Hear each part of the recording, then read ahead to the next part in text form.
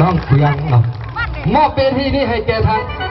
ผู้เข้าสมัครประกวดนักห้องเลยขอขอบใจ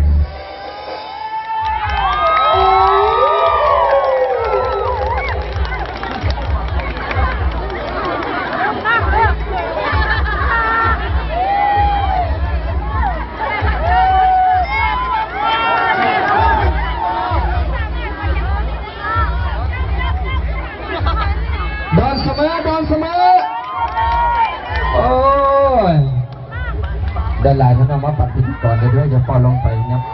นับมาทั้งหลังนับมาทั้งหลังเอาพวงมาแล้วน้ำใจเอามากัดบอกขาดนะแต่ว่าภาษากมูนี่พิธีกรบ่ได้คันภาษาเราสูงได้อยู่นะเอาขอสัมภาษณ์เลย